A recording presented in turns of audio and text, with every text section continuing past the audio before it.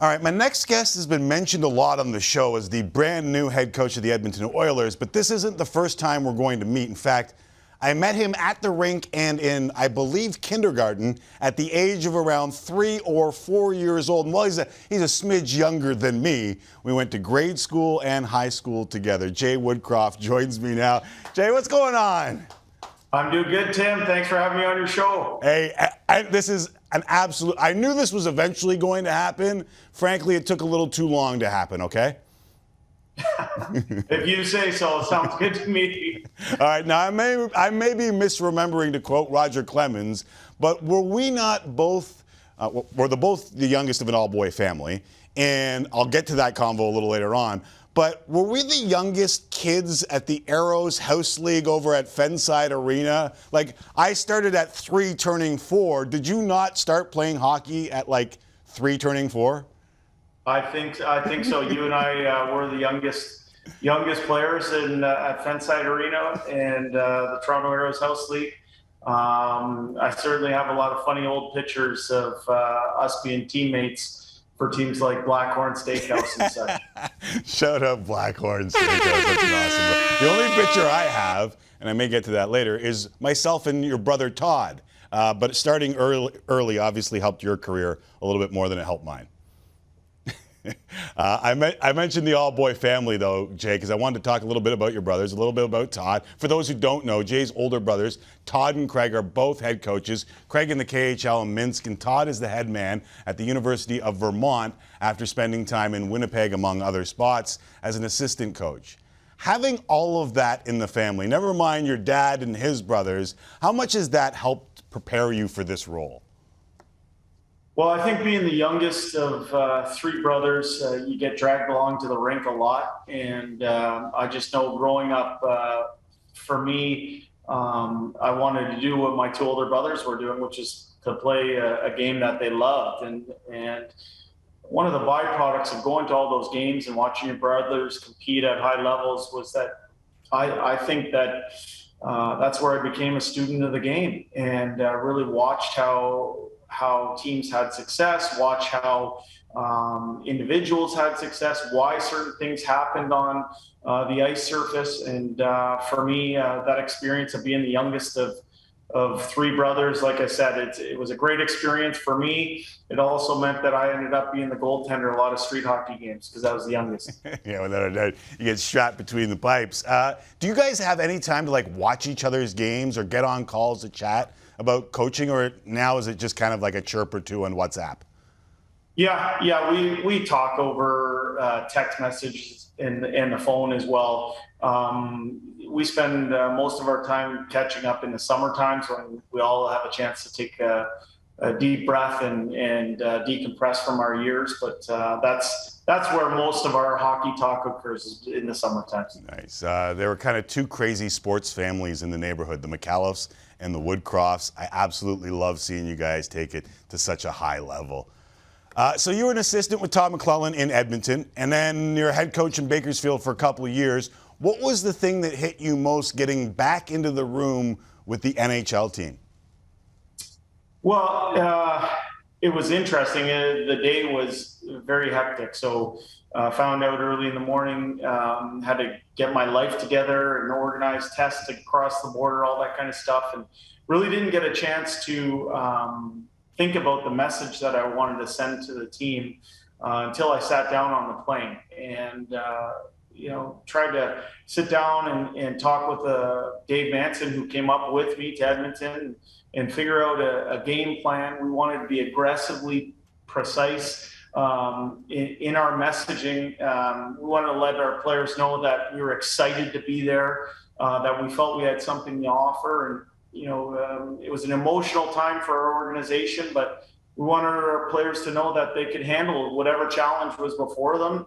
And, I think that sense of optimism came through.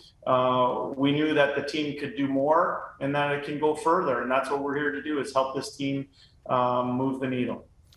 5-0 start helps a little bit, ease the transition, but a tough stretch here on the road. Last night, interesting game.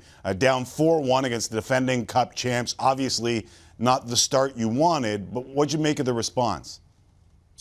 Well, you know what, Tim, I'd actually say I liked our start. We went into the two-time defending Stanley Cup champions building. We held them to 5 shots in the first period.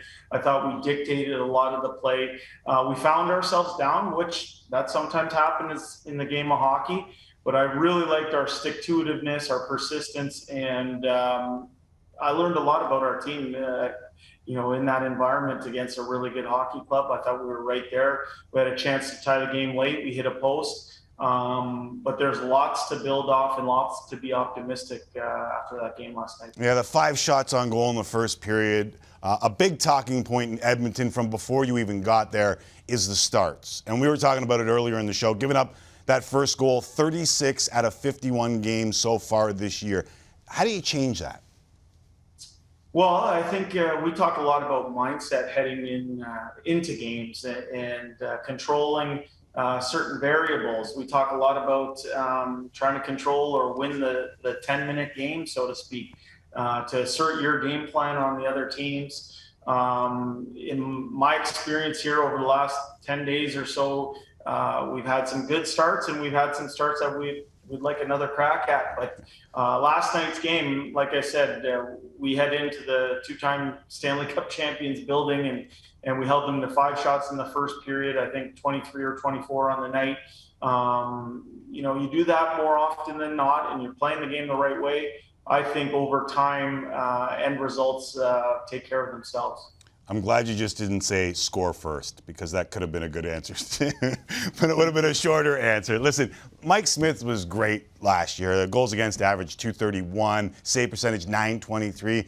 And I understand that he hasn't had much luck in the health department this season. But how long can you guys afford to give him time to get up to speed? Well, I think Mike's like everybody on our team. He has a desire to win. He wants to help the team as much as he can. As you mentioned, his injuries early in the year prevented him from playing a lot of games. Since the little break here, he's played a little bit more.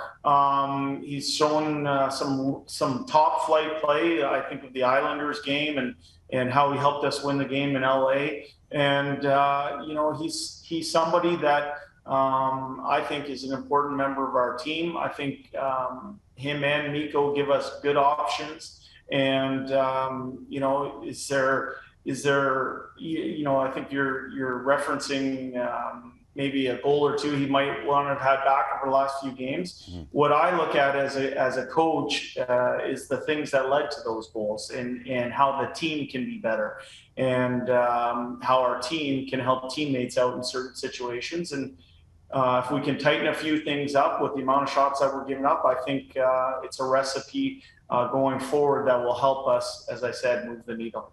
All right, this is a tough roadie here, but do you feel like you can learn something about this group over the next little while going through what has turned into almost murderer's row in Florida and Carolina?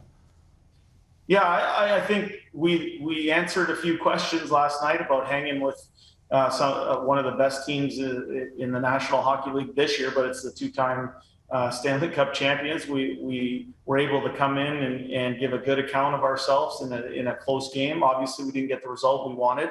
But Tim, one of the things that we focused on here is just trying to keep our picture small, staying present, trying to get the most out of each day. And I think when you do that and you break things down to the lowest common denominator for that day and you're trying to improve, I think that in the end results take care of themselves. So, you know, I know you're referencing the teams we're about to play on this road trip, yep. But for us, our focus and attention is on the Florida Panthers, who we're going to play on Saturday afternoon.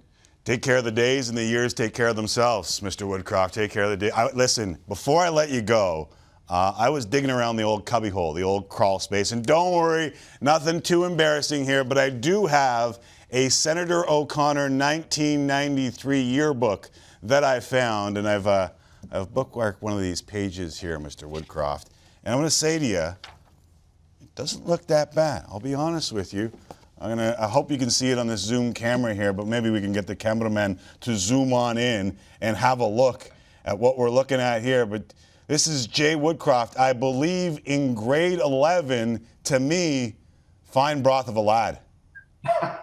Well, the hair looks a lot more appropriate for the early '90s. I can tell you that. But yeah, proud to have gone to Senator O'Connor. Lots of hockey people have come through that program. A lot of great people have come through that school. And like you, I'm very proud of the neighborhood that I grew up in. I think it helped shape not only myself and my family, but I know yours as well. Yeah, without a doubt. And the best part, Jay, is that you still got that hair that you had in grade. Yeah, I noticed you didn't show your picture.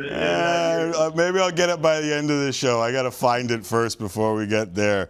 But yeah, the hair looked a lot better for me, I'll tell you that. Hey, listen, from Chiefs hockey at Senator O'Connor to this, it's been really impressive to watch your journey. Happy for you, happy for your family, and wishing you nothing but the best, JJ. Thanks very much, Tim.